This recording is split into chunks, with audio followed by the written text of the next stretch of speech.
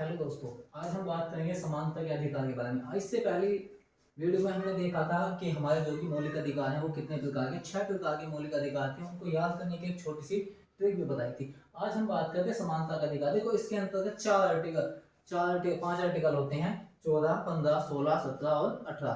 देखो, article number 14, article अनुच्छेद number 14, अनुच्छेद नंबर 14, इसके अंतर्गत दिया गया है विधि के समक्ष समानता और विधि के समान संरक्षण। विधि के समक्ष समानता, विधि के समान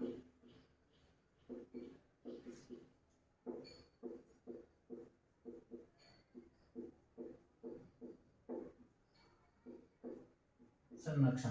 विधि के समक्ष समानता और विधि के समान संरक्षण। देखो, इसका मतलब क्या है, विधि के समान समानता और विधि के समक्ष समान संरक्षण। देखो, विधि के समक्ष समानता का मतलब यह है कि विधि जो कानून है, कानून सभी के लिए समान होगा, कानून सभी के लिए समान होगा। विधि के समान संरक्षण यानी कि कानून की निगाह में कोई भी इंसान अलग नहीं है, सब समान है, सभी के लिए समान न्याय होगा। अब बात करते हैं अनुच्छेद नंबर 15। अब जो इसकी बात की जाए, जो विधि के समक्ष समानता है, ये ब्रिटेन से लिया गया है, ब्रिटेन से लिया गया है।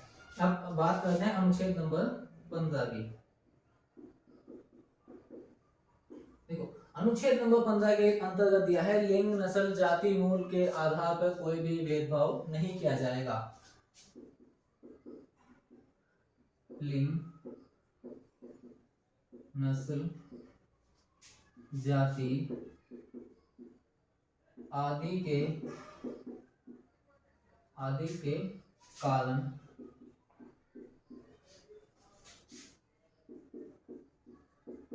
किसी भी प्रकार का भेदभाव नहीं किया जाएगा।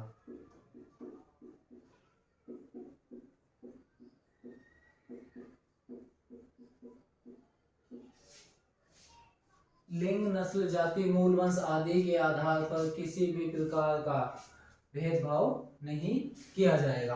अब बात करते हैं अनुच्छेद नंबर 16 की। देखो, अनुच्छेद नंबर 16 एक अच्छा अनुच्छेद है। अनुच्छेद नंबर 16, इसमें क्या दिया गया है, लोक नियोजन के मामले में, लोक नियोजन के मामले में, जो लोक नियोजन होते हैं, लोक नियोजन के मामले में सभी को समान संरक्षण दिया जाएगा, सभी को समान अवसर, समान अवसर प्रदान किए जाएंगे। कहने का मतलब ये है।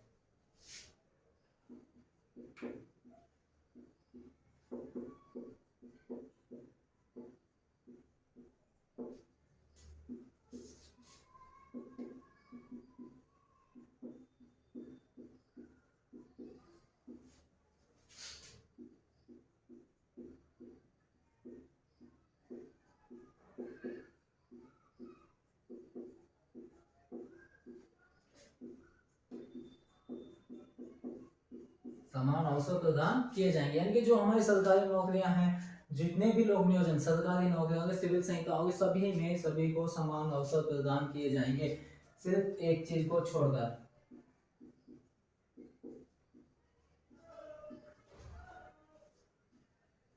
तार्किक भेदभाव को छोड़कर।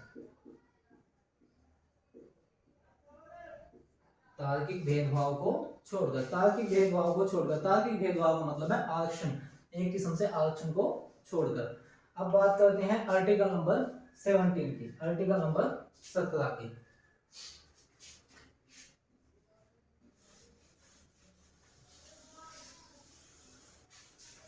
देखो, आर्टिकल नंबर 17 में क्या दिया हुआ है, अनुच्छेद नंबर 17 में दिया हुआ है अस्पृश्यता का अंत, अस्पृश्यता का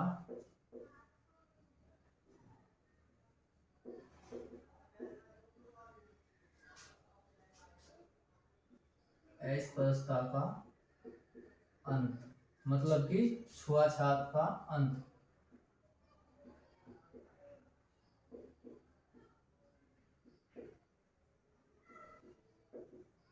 छुआछूत का अंत ये एक दंडनीय अपराध भी है, यह एक दंडनीय अपराध भी है। क्या है ये? एक दंडनीय अपराध। यानी कि यदि कोई इंसान किसी भी इंसान के साथ किसी भी तरह की छुआछात या अस्पृश्यता का आचरण करता है तो सरकार उसको दंड देने के लिए बाध्य होगी। यदि वो उस चीज को लेकर कोर्ट में जाता है तो सरकार उसके सुनवाई करके उसको कानूनी तौर पर सजा दे सकती है। अब बात करते हैं अनुच्छेद नंबर 18 की।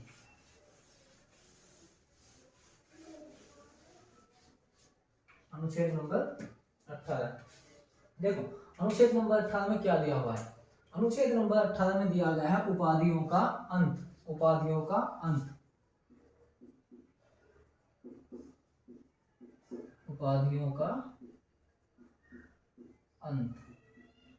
देखो, इसमें उपाधियों का अंत किया गया है, मतलब उपाधियों का अंत कैसे किया गया है? जो भी कोई धार्मिक संस्थान होगी, धार्मिक शिक्षा संस्थान होगी, उसमें किसी भी प्रकार की उपाधियां जो दी जाती हैं वो नहीं दी जाएंगी। उनको उपाधियों को, जैसे कि शिक्षा सेना नायक की उपाधियां हो गई, कुछ ऐसी हो गई, लेकिन इसके अंतर्गत जो हमारे पद्म भूषण, पद्म विभूषण, ये सारे के सारे बड़े पुरस्कार, नोबेल पुरस्कार वगैरह, उनको देने की अधिकार इसी आर्टिकल के अंतर्गत दिया गया है। तो ये हमारा था आज का समानता का अधिकार के बारे में हमने पढ़ा। आर्टिकल नंबर 14 से 18 तक हमने जाना कि इनमें क्या है।